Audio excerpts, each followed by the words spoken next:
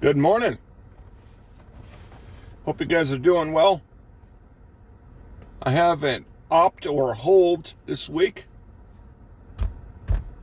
So I'm going to be starting at 8:30, which is good. Just thinking like usual. Yeah, money. The psychological effects of making X and then only receiving, Y really does. Like for the first 2 years, my checks were like 2,000, and then when you get 1450, it has a, you know what I mean? It is, economics is complicated, but at the same time, if it makes any sense, it's simple. I have something to give you in exchange for doing what I tell you. And if you don't do what I tell you, I'll remove what I'm giving you. So the person that is going to do what he's told because he doesn't want to lose what he's being given. It's that simple, pretty much. The stability of the workforce is based on that. So, if the worker is, in a sense, in his mind, like, well, I'm not really paying bills, then therefore it kind of removes that from somebody. Other than, I guess, a lot of people have this moral feeling that they can't just quit because they, they have loyalty. I guess, I don't know if this person really believed it or not. It was a prank. I forget the name of the guy. He comes up on shorts. He does pranks. And he went up to a Home Depot worker and offered him like 20 grand to quit his job. And the guy didn't want to do it. And I think the guy actually believed him. And he's like, well, I have to give 2-week notice. And it's like, this guy, I mean, what you could do is just, okay, I quit, and take the money, and then just reapply and say you change your mind. I mean, that's kind of what you could do. I mean, the guy didn't say, well, you can't ever apply back to your job, right? I mean, I don't know, but, he was thinking about the conscientiousness of, like, how he needs to give notice and all this stuff in the face of receiving $50,000. I mean, obviously, though, some stranger coming up to you offering you that kind of money makes no sense. I mean, when people get conned, they get conned because they're believing things that just doesn't make sense, really. Like these apps that are like, oh yeah, you're guaranteed pretty much to make millions. I haven't seen any of those ads in a while. But on Facebook, they're being spammed hard about casino apps. Mr. Beast, you're going to download this Mr. Beast app, man, and boy, you're going to make $1 million. He's giving money away. It's gambling. There's no way everybody's going to win $1 million or whatever kind of money that they're promising, and it sounds just too good to be true. It's impossible. Okay, I mean, it's insane. They used Elon Musk as well for these apps, these gambling apps, and yeah, it's just it is what it is. It sounds too good to be true, and it obviously most of the time is too good to be true.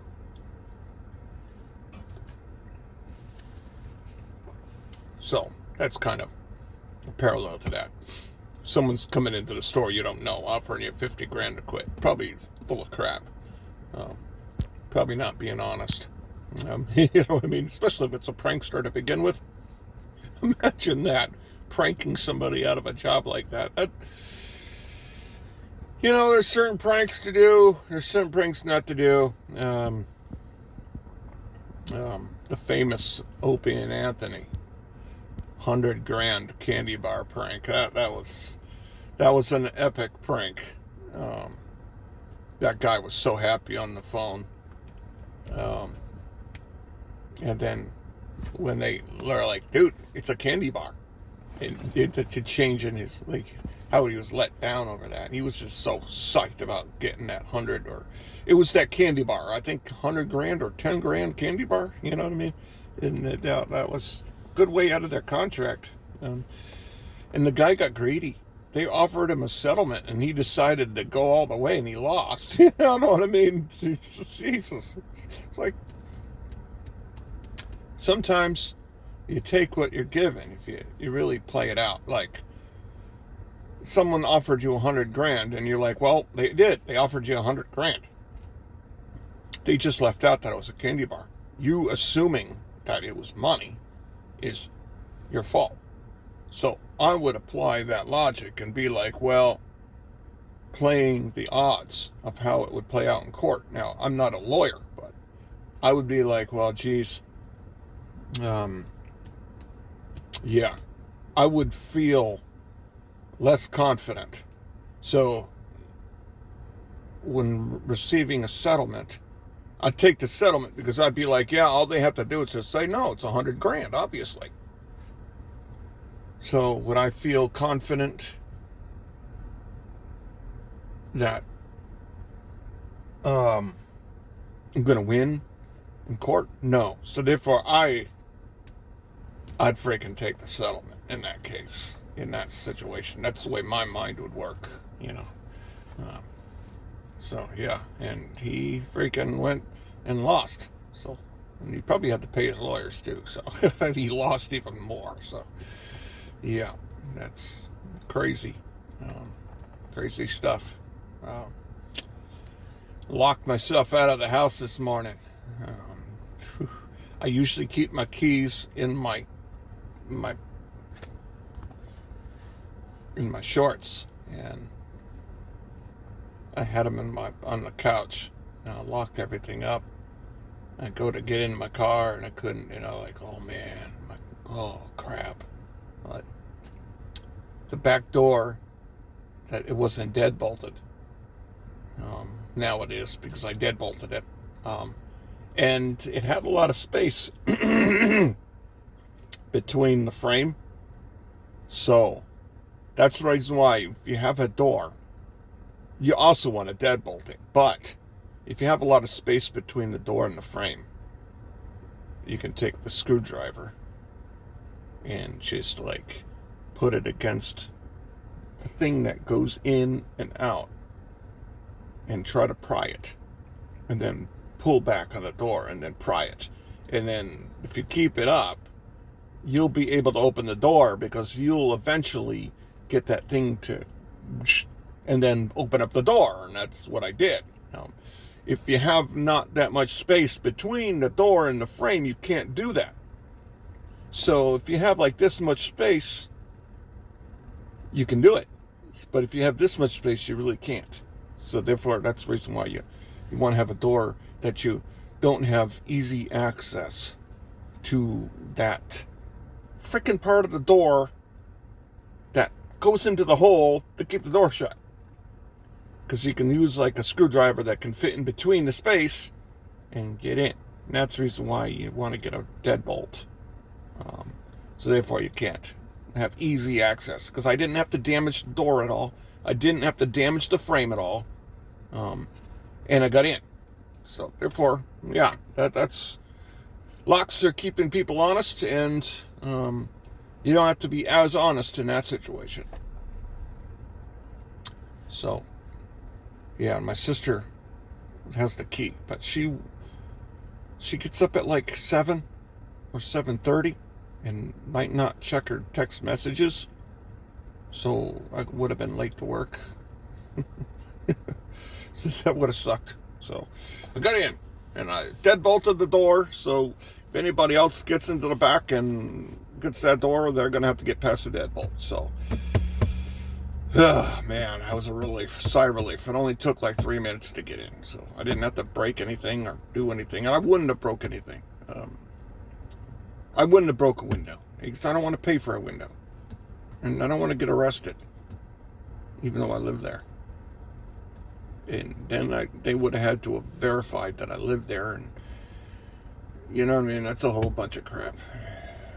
So that's what happens when you have a habit and you break the habit and then you're in auto mode and oh, I put my keys on the couch, but that's not what my habit is, and therefore, yeah, I locked myself out of the house.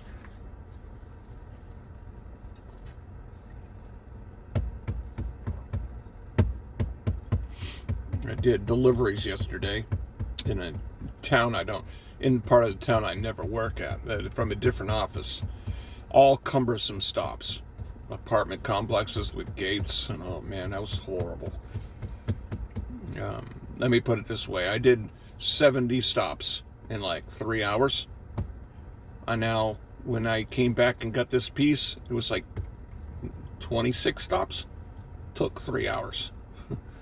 You know, I went from just doing residential houses to these apartment complexes. It's just cumbersome. So, it is what it is. I do appreciate that I don't work in that part of the city.